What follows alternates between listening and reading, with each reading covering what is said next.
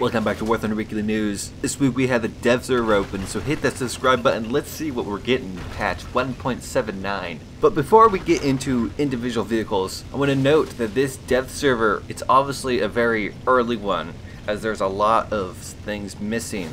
So it's very possible that some of the armor values and penetration values are wrong, and that Gaijin is planning to revert these. I bring this up because a lot of them are kind of concerning, so I could be covering those things when 1.79 is live. So let's get into these tanks. The US got the AMX-1 at a BR 9.0. I've raised my concerns about this tank in the past.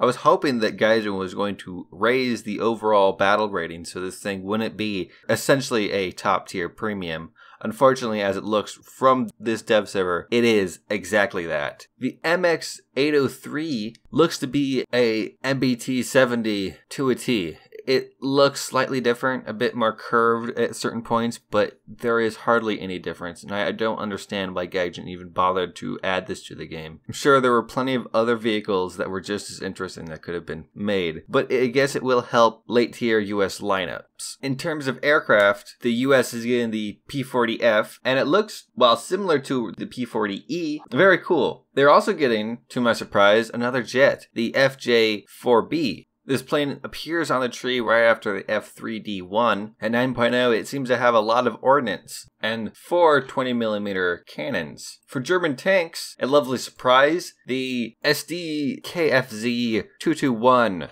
armed with a singular 20mm cannon, not an autocannon, and fires only APCR, although it has a good amount of penetration. I was able to kill some top tier tanks in the test drive. This is a very cool vehicle, and I plan on using it. The other vehicle that people care much more about is the Leopard 2A4. The 2A4 has entered some controversy as people are saying the armor values are incorrect. As I stated earlier in this video, I'm not going to be commenting on the armor values because I have a feeling they are not correct, as this dev server was obviously unfinished, as some aircraft were even missing their cockpit view. Though oddly, it's not armed with DM-33, but instead with a much earlier variant with notably less penetration, though DM-33 does appear in the game. For aircraft, Germany unexpectedly got 2 new modifications of the Bf-110, the F2 and the G2 variants. Both look astonishing. The G2 variant even is armed with 2 30mm 108 cannons, and on the dev server only at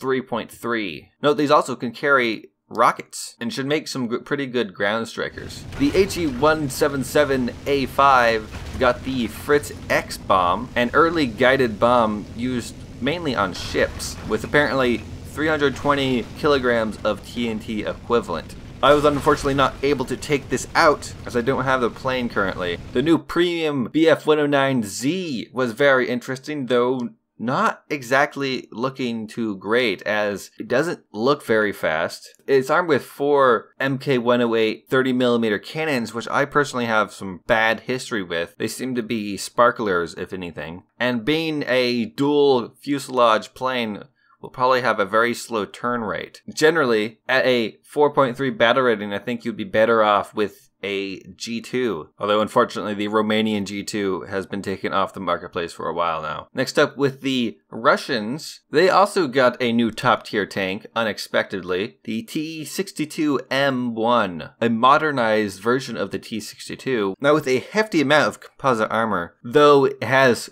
a notable amount of weak points. Most notably, like other high-tier Russian vehicles, you can easily destroy the gun breech. The only new Russian plane was the IL-28SH. The difference seems that it carries different types of rockets. Maybe there's some other statistical things that are different about it, but as I said, I'm not going to go into statistics. There's a high chance of them being altered when the patch goes live. It looks exactly like the other IL-28, so probably didn't take too long to model it. The British are getting new SPAGs, one at 1.0, the Mark 6A AA, which is like a large cardboard box with 4 30 cal machine guns on it. For a 1.0 spag, this should suffice, and it looks kind of fun to try to mess around with. The guns don't have much penetration, so I don't think you're gonna be killing anything at all. On the other side of the AA spectrum, the Chieftain Marksman looks to be an excellent AA. Armed with 2 35mm Oerlikon cannons, will probably perform like the Leopard and Type 87, and thus be really good. The Centurion Mark V AVRE is kinda awesome. It's at 7.0, which is a bit understanding. Its armor isn't too great. After all, it is just a Centurion Mark V. There are notable gaps in the explosive reactive armor, and it does have composite armor essentially stapled to the sides. If you're using heat rounds on this thing, I think it's gonna be kind of annoying to hit the right spot, but otherwise you just kill it like a Centurion. And its cannon, the 165mm Hesh launcher, is amazing. I was able to one-shot a T-64B on the test drive map with it, though it has a tendency to be diffused by tracks.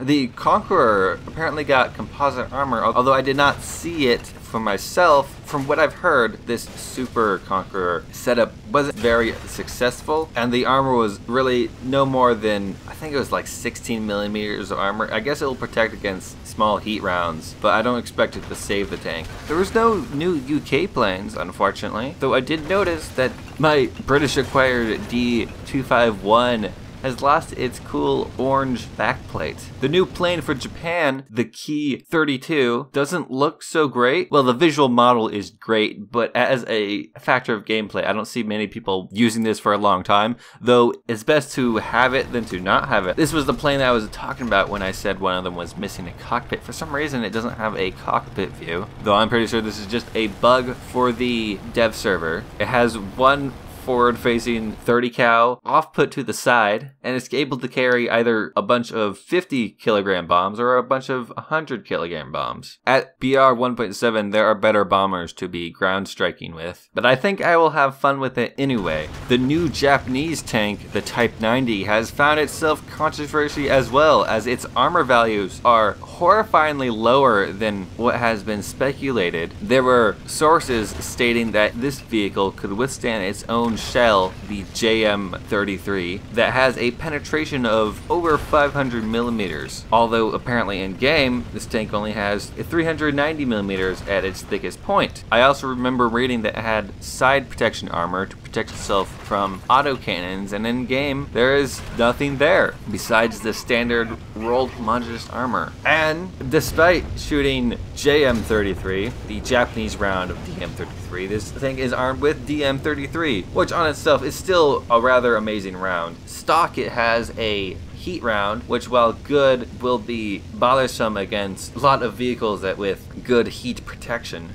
Italy got 2 new planes. The unexpected one was the Regina 2000 GA, coming in at 2.3 right after the Regina 2000 Series 1. It seems that Gaijin wants to drop feed us Regina planes every patch when they're not giving anything to Italy, which I guess is fine. Their other plane, of course, is the IAR-81C, which is a very nice looking model. Coming in at 3.0, it actually has fat German rockets that you find on the Focke-Wulfs, and bombs. So this vehicle, when Italy finally gets tanks, could be a good ground striker for them. France got a few new planes, some underwhelming, some unexpected. The first of is the LEO 451 Late, which doesn't seem much different than the first LEO, but it's thickening out the tree, so it's a welcome addition. The new F4U 7 comes in at 6.0 right before the F8F, and while a welcome addition, doesn't stand out too much from the rest of the US planes currently in the French tree, though its awesome assortment of rockets is going to be amazing and a nightmare. The unexpected plane was an F-84G 26 Re. France wasn't really hurting for jets, but I guess it is essentially the same plane that Italy and America both have. So I doubt it cost them much to make this, but I have to ask why. The plane comes in at a 8.0 battle rating and has a pretty cool camo.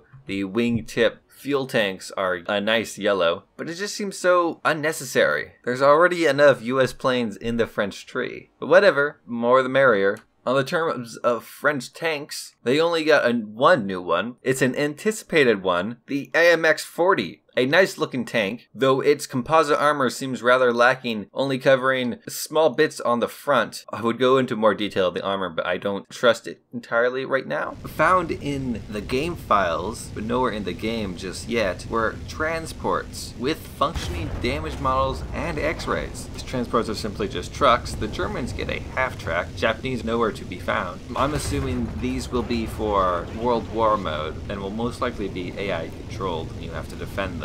Along with the new vehicles, airplanes finally got new gun sound effects, and they sound rather good.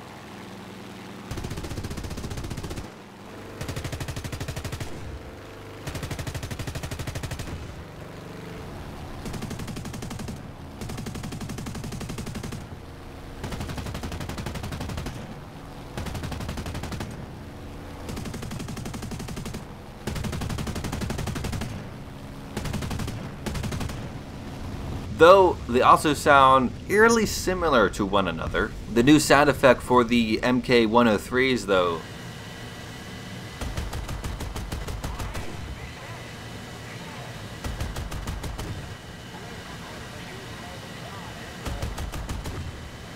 along with the dev server opening, there was an announcement to pre-order destroyers for the upcoming closed beta. Currently, Naval Forces is in the pre-closed beta. The two destroyers on sale were the Z20 Karl Galster and the USS Cowell. I believe these are vehicles I have covered in the past. Each of these destroyers costs $50. You get a pre-order decal, 15 days of premium, 2,000 golden eagles, and access to the closed beta. If you have bought one of the boat pre-order packs that were offered when Naval was first announced, you would have gotten a 50% discount for these destroyers, bringing the price to a solid $25. This discount only lasts till the closed beta starts. What I would have preferred a bit more for sticking my neck out and buying into Gaijin's experiment so early on, a 50% discount is welcome. Not sure what one to get though. The two premium destroyers that you can get are really just reskins of the regular ones that we've seen in prior tests, but with more anti-air weapons. My personal take is you should get the USS Cowell, as the Fletcher was the best destroyer of the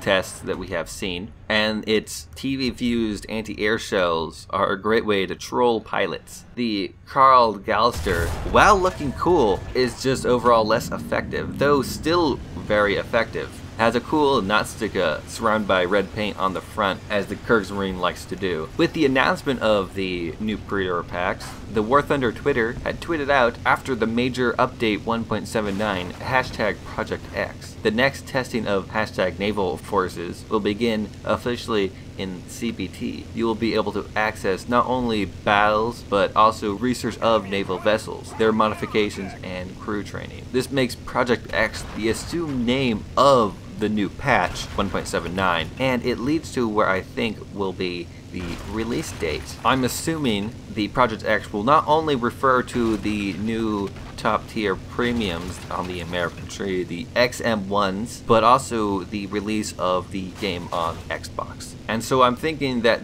Microsoft would very much love to have one of the games on their show for the Xbox during E3 to be live when it's announced. And thus 1.79 will launch either before or during the Xbox panel of E3. That is my prediction. In a data mine by Mike 10D, he found essentially hints for the IS-7, saying that it's coming. Also talk of naval mines and some sort of overdrive mode for PvE. Essentially makes your vehicle just perform better. Will be interesting to see what exactly that's for.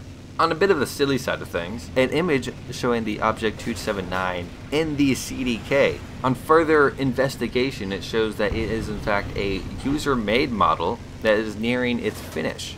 And upon asking this modeler if this is going to be a new premium, he simply replied with an emoji. I'll let you come up with your own answers on what exactly that means. I have a Discord now, so if you want to chat with me anytime, I'm on there quite often. You just gotta give me a message or something. Come and sign up and have a good time. But anyways, that's all this news for the week. If you liked the video, hit the like button. If you did not like the video, do not hit the like button. If you want to see more, hit that subscribe button right now. I make these news videos every weekend, coming out on Sunday. I make random videos throughout the week, so hit that bell icon if you want to be notified whenever I upload any of those. Thanks for watching and have a great day.